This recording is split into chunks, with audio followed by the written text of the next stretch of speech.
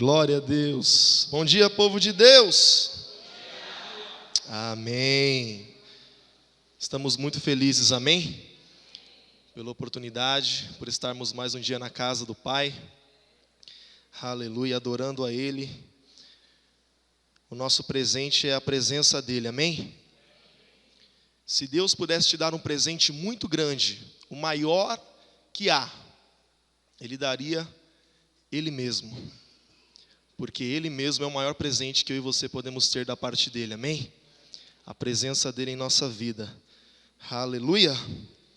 Glória a Deus. Eu te convido a olhar para o irmão que está do seu lado aí, dizer para ele com muito amor e muito carinho, mas faça uma cara profética e diga: papai vai te pegar de jeito.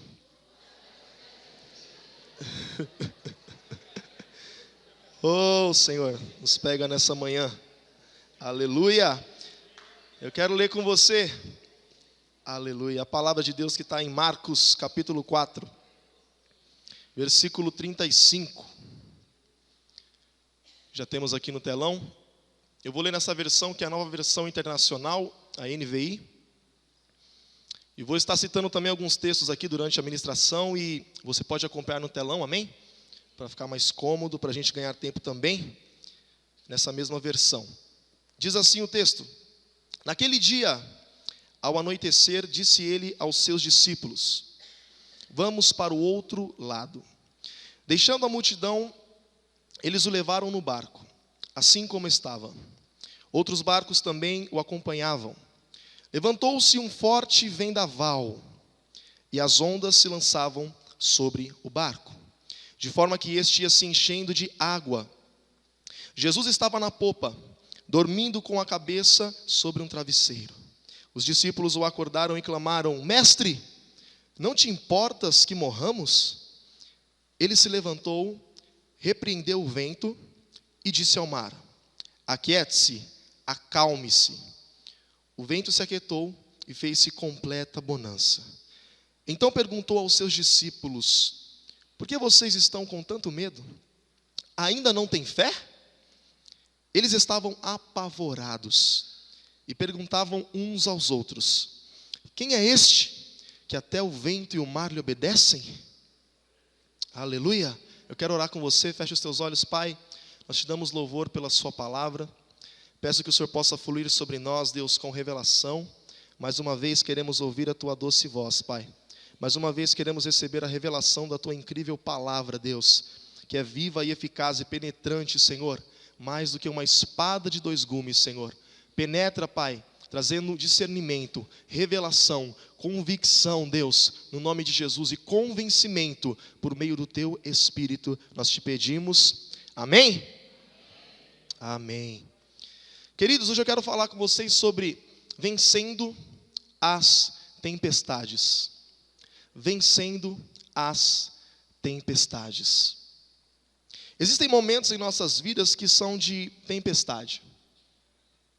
Pare e pensa comigo, existem momentos que parece que nada dá certo na nossa vida. Parece que as coisas estão travadas, algumas coisas estão amarradas. Parece que nada vai para frente. Naquela área da sua vida específica, e às vezes em tudo, parece que as coisas viram de ponta cabeça. É tempestade atrás de tempestade. É assim ou não é? E as tempestades nesse contexto aqui, que Deus trará ao meu e ao seu coração nessa manhã, elas podem ser interpretadas como lutas, como provações, como provas, como você quiser chamar, amém? Nós vamos chamar de tempestade nessa manhã. Diga comigo, tempestade. Num linguajar mais evangélico é a luta, né? A prova. É aquele irmão que você encontra com ele na rua, você fala: e aí, irmão, na bênção? Ah, irmão, estamos na prova aí, né? Na peleja, na luta, né? A fornalha de Daniel, e o Senhor é conosco, e por aí vai. Mas de fato é tempestade o que se trata, quando nós passamos por adversidades em nossas vidas. E Jesus ele deixou claro uma coisa, queridos, que as tempestades elas viriam na minha e na sua vida. Você pode dizer amém? É ruim dizer amém assim, né? Mas você pode dizer amém? Jesus disse assim em João 16:33: eu disse essas coisas para que em mim vocês tenham paz. Neste mundo vocês terão aflições, tempestade. Contudo, tenham ânimo. Eu venci o mundo. Amém? Jesus, ele deixou bem claro que não seria mole. Não seria um mar de rosas. Seria com pelejas, seria com aflições. Esse é o termo que ele utiliza. Lutas, adversidades, tempestades na nossa vida sobre essa terra para segui-lo e para cumprir a sua vontade. Não é isso que a gente escuta por aí em alguns lugares, as pessoas dizendo: quando você vem para Jesus, tudo se resolve. Seus problemas acabaram. Não é assim? Parece as organizações Tabajara. Seus problemas acabaram. Mas não é assim que funciona. Vai ter peleja. Mas ele disse: eu venci o mundo, você também vai vencer. Aleluia! E eu te convido nessa manhã, já no início dessa mensagem, enquanto eu prego, a ir pensando em pelo menos uma tempestade, pelo menos uma situação que você esteja passando na sua vida neste momento, em alguma área, seja ela qual for, e você consegue identificar aí uma situação adversa, uma situação complicada, uma tempestade, um problema. Se você não tiver nenhum problema, eu te convido a olhar para o lado.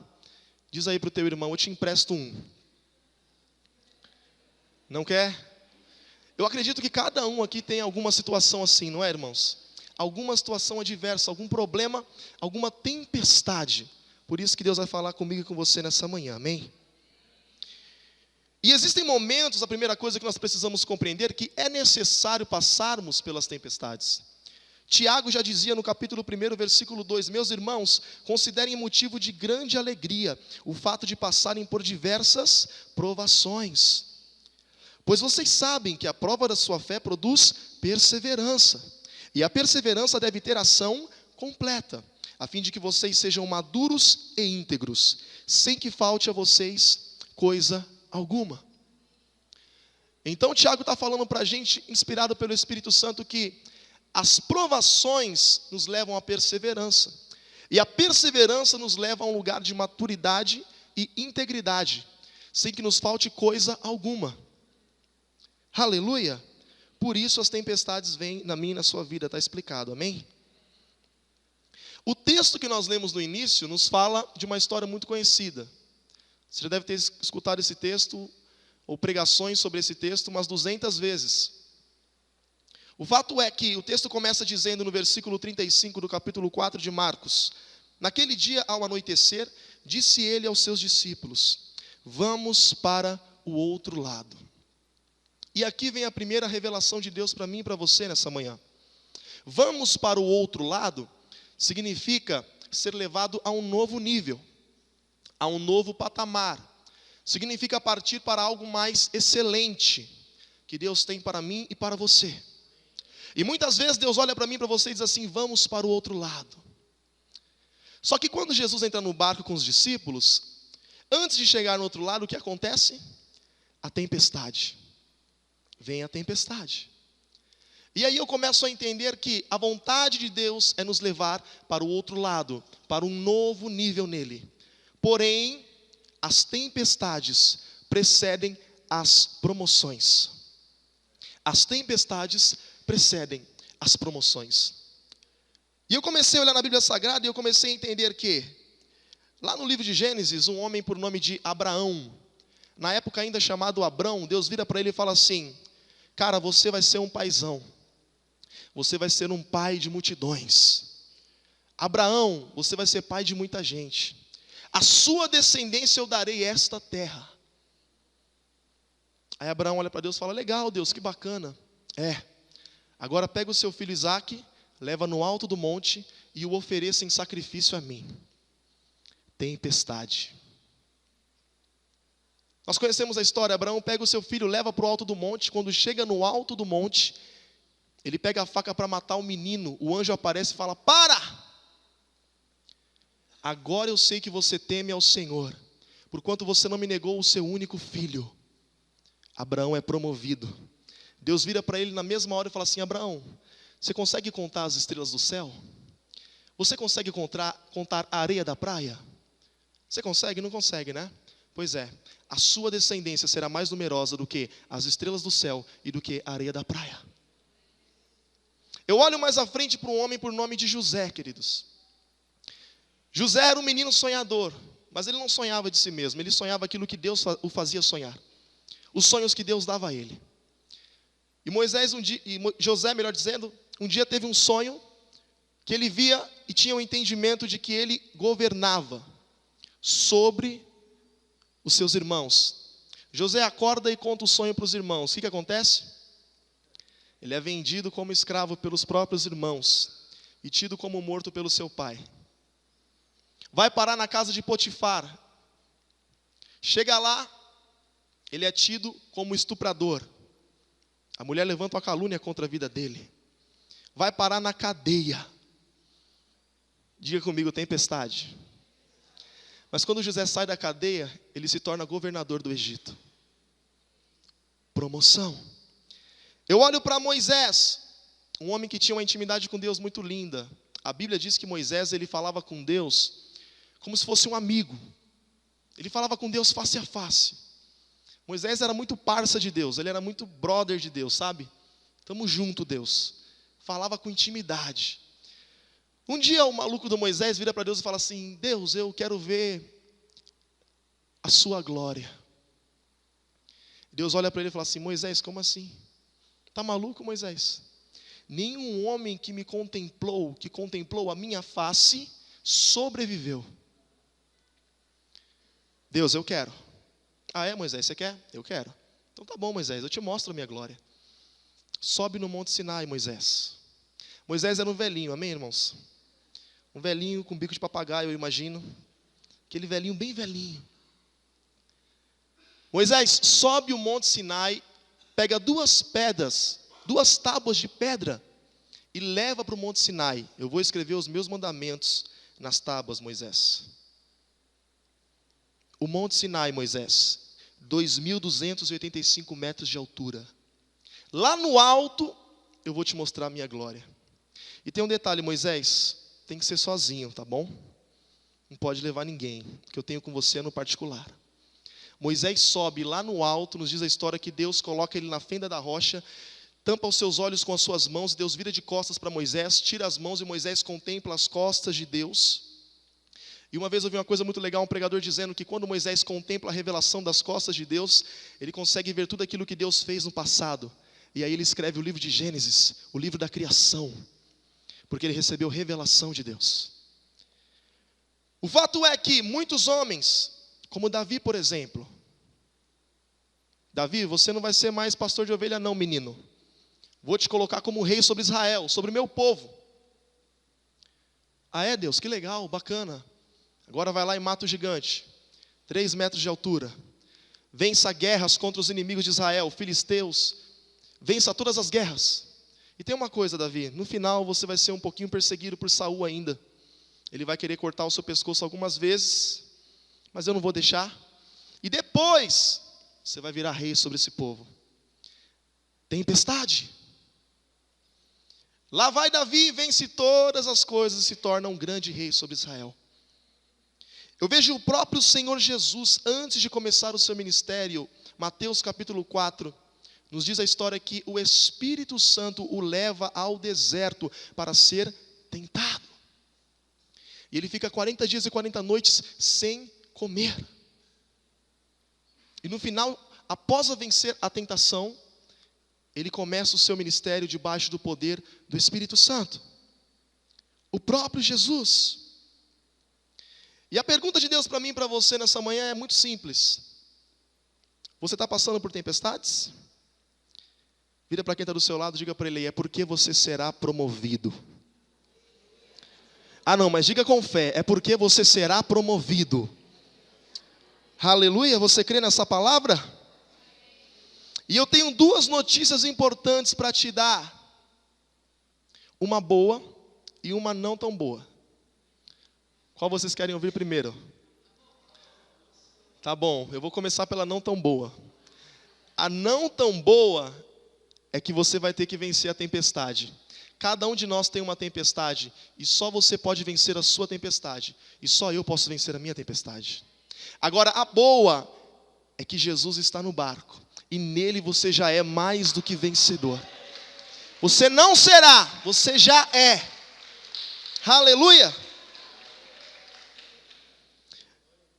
Mas eu vim aqui nessa manhã, queridos, e o que Deus trouxe ao meu coração é: como vencer então a tempestade? Lucas, tudo bem, já ouviu o que você falou aí, vai ter que vencer a tempestade, isso, aquilo, Deus quer me promover, beleza. Vai vir a tempestade, mas como que eu venço esse negócio? Está difícil demais. Quem sabe você está pensando isso aí.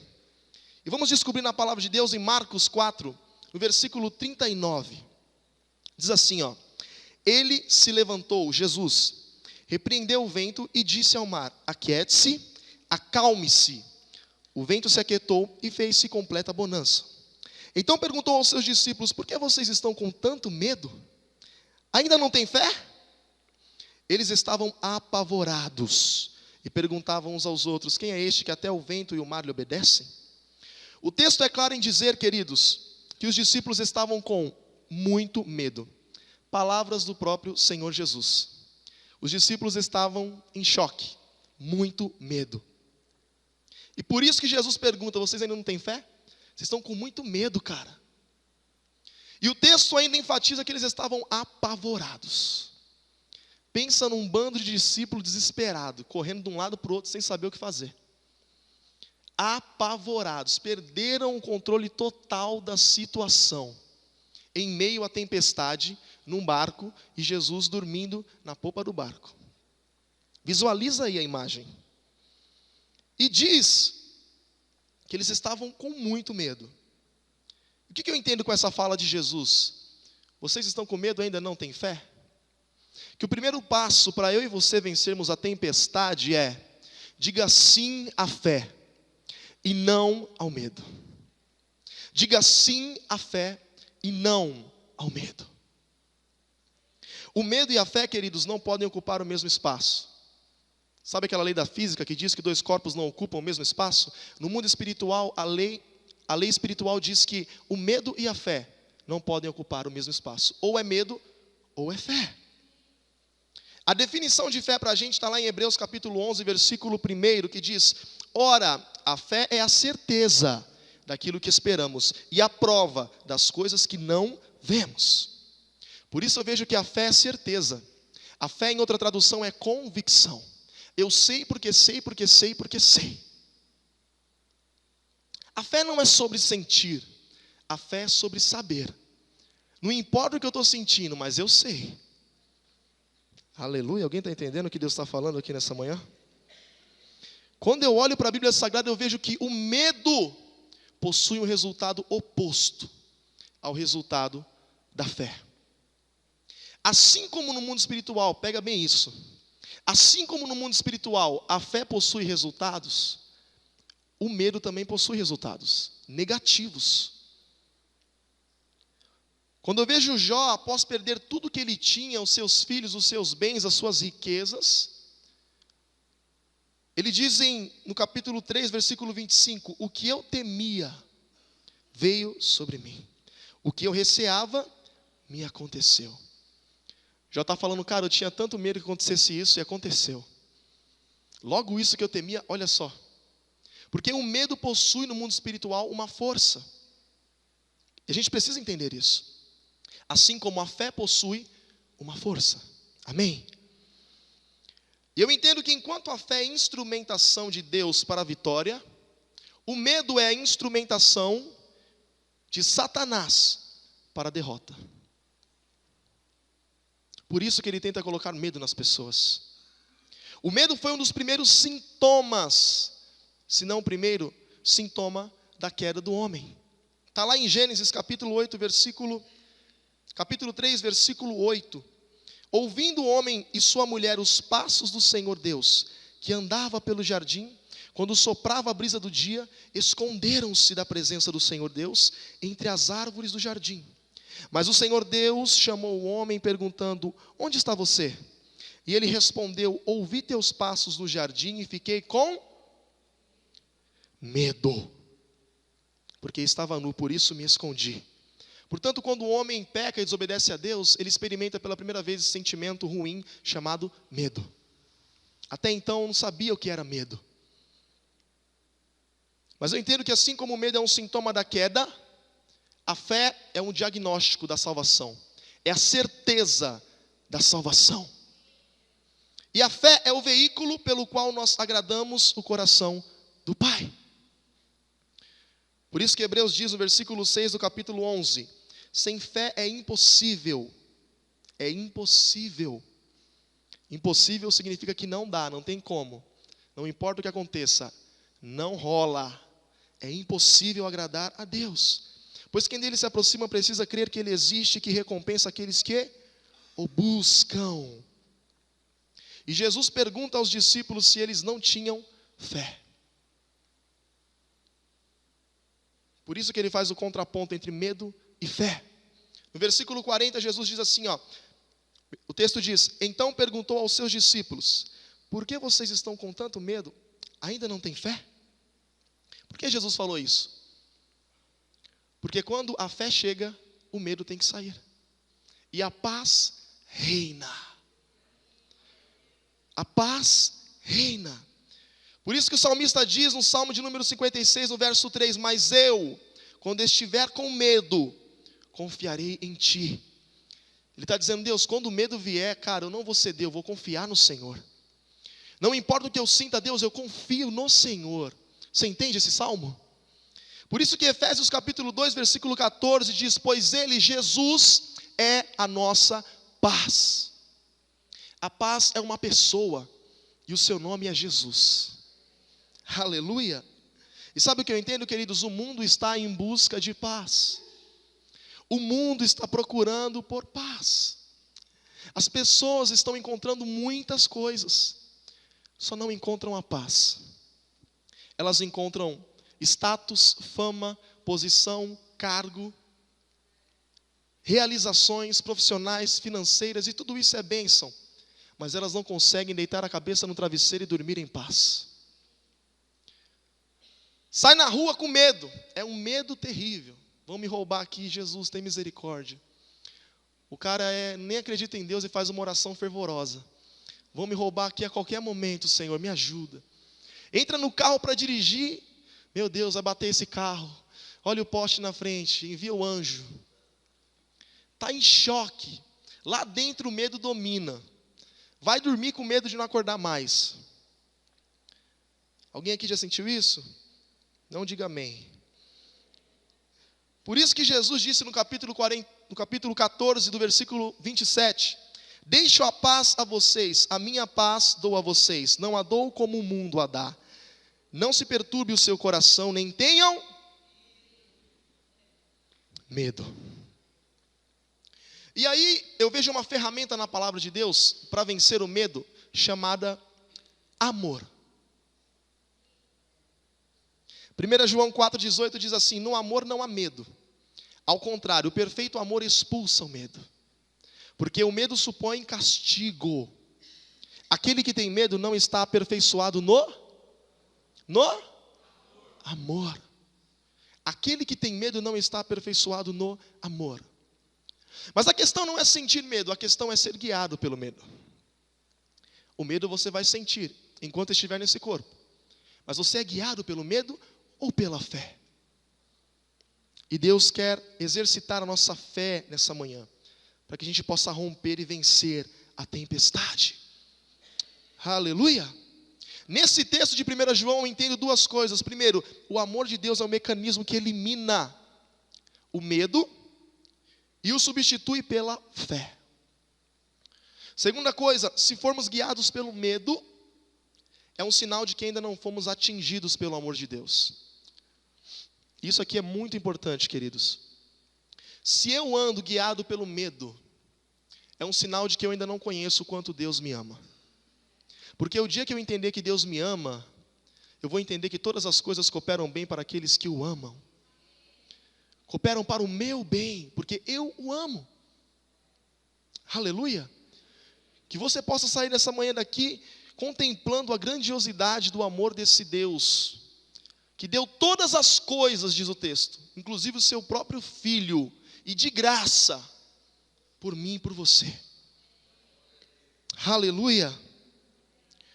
Mas ainda falando sobre o amor, eu vejo que o amor é uma estratégia de Deus, para nós vencermos também a tempestade, a própria tempestade. Romanos 12, o texto diz, eu gosto de ler bastante textos, tá? Você já deve ter percebido já, mas é porque eu gosto de fundamentar na palavra, amém? O que vai transformar a minha e a sua vida é a palavra de Deus, amém? Não é a minha opinião, mas a revelação daquilo que Ele escreveu para nós, amém? No capítulo 12 de Romanos, no versículo 20, diz assim: ao contrário, se o seu inimigo tiver fome, dê-lhe de comer, se tiver sede, dê-lhe de beber. Fazendo isso, você amontoará brasas vivas sobre a cabeça dele. Não se deixem vencer pelo mal, mas vençam o mal com o bem. Sabe o que eu entendo, queridos? As tempestades só serão vencidas por meio do amor. Algumas das nossas tempestades no nosso dia a dia, lá no seu trabalho, lá na sua família, lá na sua casa, onde quer que você passe, você não vai vencer na força do seu braço. Não é na queda de braço, é no amor. Aquela pessoa que você vira e fala: Deus, que pessoa difícil, como que eu vou lidar com essa pessoa? Ela é muito difícil, Deus, o que eu faço? Deus está dizendo: você só vence essa tempestade por meio do amor.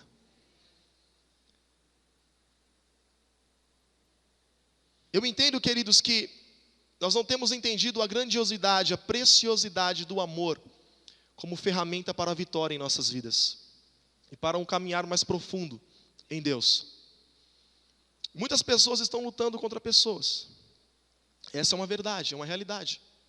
E quando eu falo pessoas da igreja, pessoas que são igreja. E pessoas nós não lutamos contra, porque a palavra diz em Efésios 6,12 que a nossa luta não é contra a carne, nem contra o sangue, nem contra seres humanos, mas contra principados, potestades, os dominadores da maldade nas regiões celestiais. Portanto, a minha e a sua luta é contra o diabo, é contra os principados e as potestades. As pessoas não. As pessoas nós amamos. Amém? Glória a Deus. Eu pude entender com o passar do tempo, ainda estou falando sobre tempestades, que nada é maior do que o amor. Paulo vai dizer lá em 1 Coríntios: ainda que eu fale a língua dos homens e dos anjos, posso ser um poliglota e falar línguas estranhas. Se eu não tiver amor, serei como o sino que ressoa ou como o prato que retine. Ainda que eu tenha o dom de profecia, saiba todos os mistérios e todo o conhecimento e tenha uma fé capaz de mover montanhas, se não tiver amor, nada serei. Ainda que eu dê aos pobres tudo que possuo e entregue o meu corpo para ser queimado, caridade, se não tiver amor, nada disso me valerá. Portanto, a ferramenta de Deus para mim e para você é o amor.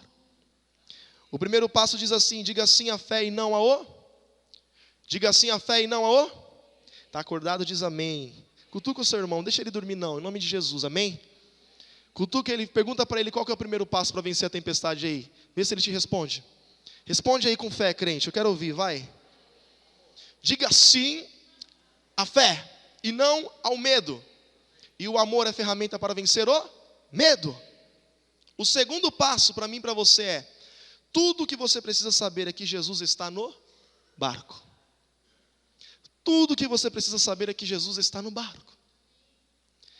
O texto nos disse no versículo 38 do capítulo 4, Jesus estava na popa, dormindo com a cabeça sobre um travesseiro. Os discípulos o acordaram e clamaram: mestre, não te importas que morramos?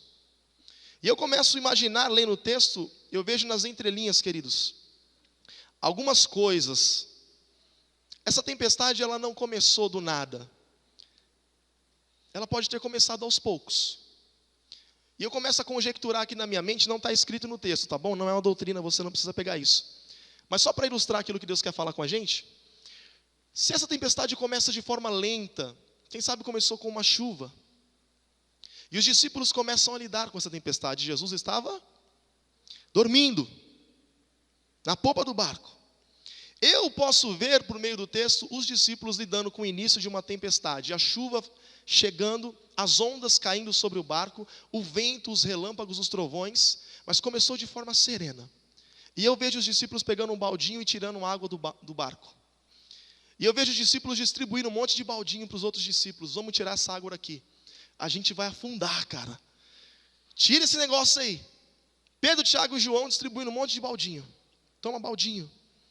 E eles começam a lidar com o início de uma tempestade. Só que no meio disso eu entendo que muitas vezes eu e você, da mesma forma, começamos a lidar com as tempestades na nossa própria força. E sabe o que eu entendo? Que eles se esqueceram que Jesus estava no barco. Eles começaram a resolver do jeito deles. E com a gente também é assim, eu falo por mim. Vem uma tempestade e a gente pega o baldinho, me dá esse negócio aqui que eu resolvo. Eu vou tirar essa água desse balde aqui, desse barco agora. Manda mais balde para cá. E quando você vai ver, a tempestade já está afundando o barco. Você não consegue mais lidar com aquilo, porque você está resolvendo na sua força, e Jesus está no seu barco e você nem está percebendo. Aleluia. Eles se esqueceram de que Jesus, o homem que operava os milagres, as maravilhas, o Todo-Poderoso, o enviado de Deus, o Messias, estava no barco. E estavam apavorados, desesperados, perderam o controle. E a mensagem de Deus para mim e para você nessa manhã é: não se esqueça que Jesus ainda está no barco. Não se esqueça que Ele ainda está no seu barco. Eu comecei a meditar sobre isso e eu vi que Jesus não apenas estava no barco. Jesus estava dormindo na popa do barco. E pesquisando eu pude entender que a popa do barco é um lugar onde fica o leme de uma embarcação. E eu comecei a entender que Jesus não apenas está no barco da minha e da sua vida, mas eu comecei a entender que Jesus está no controle da nossa vida. Ah, não, eu dava um glória a Deus, mas empolgado aí. Quem sabe você entrou aqui nessa manhã, querido, pensando que Jesus te esqueceu, que Ele não está no seu barco, que você está sozinho na tempestade, que a luta está muito travada. Cadê Deus? Cadê Deus? Ah, quer saber? Deus está mais ocupado com as coisas dele lá. Deus tem mais o que fazer. Deus não está nem olhando para mim. E Jesus está dizendo que Ele nunca saiu do seu barco. Ele nunca soltou o leme da sua vida. Aleluia! Ele está no controle. Por isso que o salmista diz no Salmo de número 46, verso 1: Deus é o nosso refúgio, a nossa fortaleza, auxílio sempre presente na adversidade. Por isso não temeremos, ainda que a terra trema e os montes se afundem no coração do mar, ainda que estrondem as águas turbulentas e os montes sejam sacudidos pela sua fúria. Há um rio cujos canais alegram a cidade de Deus, o santo lugar onde habita o Altíssimo. Deus nela está, não será abalada. Deus vem em seu auxílio desde o romper da manhã. Nações se agitam, reinos se abalam, Ele ergue a voz e a terra se derrete. O Senhor dos exércitos está conosco, o Deus de Jacó é a nossa torre segura. Venham, vejam as obras do Senhor, os seus feitos estarrecedores na terra. Ele dá fim às guerras, até os confins da terra. Quebra o arco, despedaça a lança, destrói os escudos com fogo. Parem de lutar, saibam que eu sou Deus. Serei exaltado entre as nações, serei exaltado na terra. O Senhor dos exércitos está conosco, o Deus de Jacó é a nossa fortaleza. Aleluia! Te louvamos, Senhor.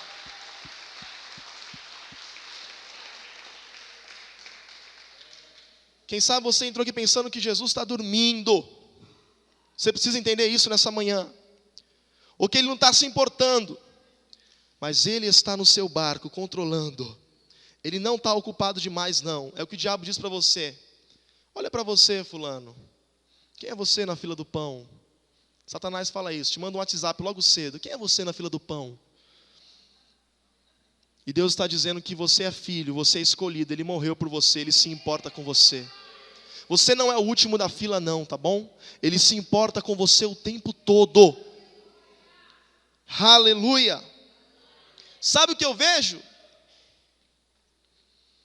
Eu vejo os discípulos ofendidos com Jesus, por ele estar dormindo. E eles chegam para Jesus, olham e falam assim: Jesus, o senhor não está se importando não, cara? O senhor não está vendo não que a gente está morrendo? O senhor está dormindo? Quantas vezes a gente se ofende com Deus? Fala: Deus, o senhor não está vendo o que está acontecendo na minha vida? Não, Deus, deixa eu te contar um pouquinho do que está acontecendo na minha vida. O senhor não está vendo não? O senhor está dormindo? E a gente se ofende. Cara, cadê Deus? Deus não está vendo essa tempestade? Deus não está vendo esse vento todo? Deus não está vendo que acabou os baldinhos tudo? E Jesus está dizendo para mim e para você que Ele está vendo sim. E Ele está no controle. E se você clamar a Ele nessa manhã e parar de resolver com o seu baldinho, Ele vai dizer a essa tempestade: se acalma, acaba, e se fará completa bonança em nome de Jesus. O profeta diz assim, Isaías 49, versículo 14: Sião, porém, disse: o Senhor me abandonou, o Senhor me desamparou.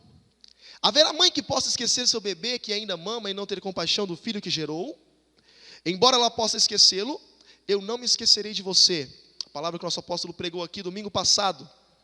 Versículo 16, veja, eu gravei você nas palmas das minhas mãos.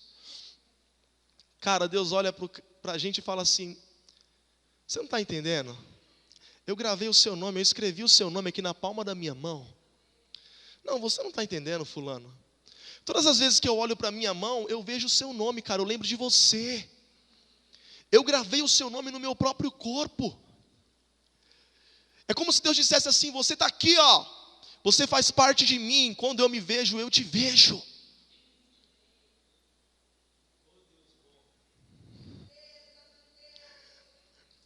Como que eu posso te esquecer, cara? Se eu olho para minha mão e eu vejo você o tempo inteiro. Se eu olho no espelho e eu te vejo gravado em mim. Como que eu posso te esquecer? Jamais te esquecerei, ainda que a mãe se esqueça do seu filho que ela está amamentando. Mesmo assim, eu não. E o terceiro passo, queridos, eu quero terminar daqui a pouquinho e orar com você, para nós vencermos a tempestade. Entenda o que Jesus está te ensinando em meio à tempestade. Entenda o que Ele está tentando te ensinar nessa tempestade. Nós precisamos entender. Jesus tinha um propósito com aquela tempestade. Tinha um propósito com os discípulos em meio à tempestade. Ele queria ensinar algo aos discípulos que eles não estavam entendendo. E por isso que eles estavam desesperados, apavorados. Jesus já havia operado milagres diante dos olhos deles. Entende isso? Jesus estava naquele barco, não era pela primeira vez. Já havia acontecido a pesca maravilhosa. Jesus já tinha feito os pescadores ali, os discípulos pegarem muito peixe. Já tinha operado maravilhas. Mas eles não estavam entendendo que Jesus estava no barco. Eles não iriam morrer. E o que eu entendo nesse terceiro passo é: o que Deus quer nos ensinar em meio à tempestade? O que Deus quer te ensinar em meio a esse problema que você está olhando dizendo: Deus, você não está vendo não? Você não está contemplando não? Ele está vendo sim. E Ele está dizendo para mim e para você nessa manhã que Ele está tentando ensinar alguma coisa que você não está entendendo ainda. Aleluia! Quando nós não compreendemos o ensino de Deus em meio à tempestade, nós vivenciamos o mesmo processo, mais de uma vez. Exemplo, o povo de Israel em meio ao deserto. Números 14, 21, depois você lê em casa. Números 14, 21 nos diz que o povo chega pertinho da terra que Deus havia prometido. E chegando lá, o povo murmura, desobedece, blasfema contra Deus. Esse negócio de entrar nessa terra nada, tem um monte de gigante aí, a gente vai morrer. Que Deus falou nada, rapaz. Estou ligando porque eu estou vendo aqui. Estou ligando para a notícia no jornal. Estou ligando para o WhatsApp que me mandaram aqui. Que Deus falou coisa nenhuma. E Deus olhou para Moisés e falou assim: Moisés, esse povo me desobedeceu 10 vezes. E por que esse povo fez isso, Moisés? Esse povo não vai entrar na terra que eu prometi aos seus pais. Moisés, fala para esse povo voltar daí mesmo, pelo caminho que eles vieram. Vai em sentido ao Mar Vermelho. O povo tinha acabado de atravessar o Mar Vermelho. Vai em sentido ao Mar Vermelho por onde eles vieram. Porque esse povo não vai entrar na terra que eu prometi. Os filhos deles, sim, entrarão. Mas esse povo vai ficar andando no deserto 40 anos, dando voltas, andando em círculos. Porque esse povo não entendeu o que eu estava tentando ensinar eles esse tempo inteiro. E aqui, queridos, para nós terminarmos, e para a gente orar, eu consigo ver algumas coisas que Jesus queria ensinar para os discípulos em meio à tempestade, mas eu quero falar apenas de uma. E essa, com toda certeza, Ele quer nos ensinar. E nós precisamos sair daqui entendendo isso essa manhã. No versículo 41 do capítulo 4 de Marcos, mas eles estavam apavorados e perguntavam uns aos outros: quem é este que até o vento e o mar lhe obedecem? Jesus queria, em primeiro lugar, mostrar aos discípulos um sinal de que Ele era de fato o cara, o Messias, aquele que os profetas haviam falado. Jesus queria dar um grande sinal para que eles pudessem ver e contemplar que Ele tem todo o poder no céu, na terra e debaixo da terra. Com certeza essa lição Deus quer ensinar a mim e a você, de que todo o poder está nas mãos dEle. Ele é todo poderoso. E quem sabe você entrou aqui nessa manhã duvidando dessa palavra, não acreditando tanto nela. Deus, um dia eu já acreditei, eu já vi o seu poder, mas nesse momento da minha vida eu não sei porque está acontecendo tudo isso. Será que o Senhor ainda pode fazer? Será que o Senhor ainda pode realizar, Deus? Será que o Senhor ainda realiza os mesmos feitos que o Senhor realizou na minha vida naquela época, naquele tempo?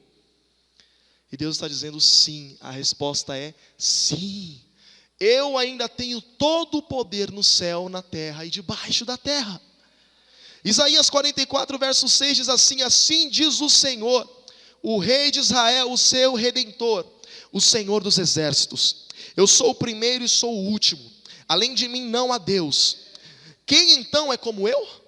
Jeremias profetiza no capítulo 32, no versículo 17: ah, soberano Senhor, tu fizeste os céus e a terra, pelo teu grande poder, e por teu braço estendido, nada é difícil demais para ti. Isaías 46, 9 diz: lembrem-se das coisas passadas, das coisas muito antigas. Eu sou Deus e não há nenhum outro, eu sou Deus e não há nenhum como eu. Desde o início faço conhecido o fim, desde tempos remotos o que ainda virá. Digo, meu propósito permanecerá em pé, e farei tudo o que me agrada. Do Oriente convoco uma ave de rapina, de uma terra bem distante um homem para cumprir o meu propósito. O que eu disse, isso eu farei acontecer. O que planejei, isso farei. Capítulo 43, versículo 3 de Isaías: desde os dias mais antigos eu sou. Não há quem possa livrar alguém da minha mão. Agindo eu, quem o pode desfazer? Agindo eu, quem o impedirá?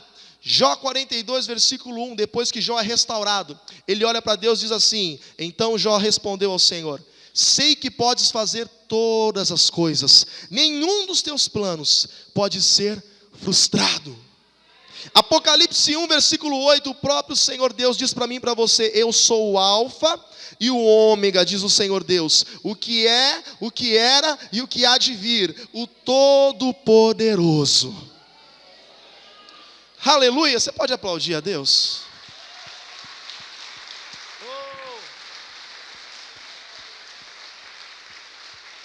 Te louvamos, Senhor, pelo seu poder, pelo seu grande poder. E eu quero orar com você nesse momento, amém? Feche os teus olhos. Pai, em nome de Jesus, nós te agradecemos pela sua palavra viva, poderosa e eficaz. Pai, que possamos vencer a tempestade nessa manhã, que possamos entender o mecanismo que o Senhor está nos dando, Pai, por meio da fé, para mover as coisas no mundo espiritual, fugindo do medo, Deus, não sendo guiado nem dirigido por Ele, mas sendo guiado e dirigido pela fé no Senhor, Pai. Nós entregamos o nosso coração para que essa semana seja uma semana, Deus, de vencer tempestades, vencer pelejas, vencer provas, vencer lutas, vencer situações que não estão resolvidas, Pai. Serão resolvidas no poder que há na sua palavra, Pai.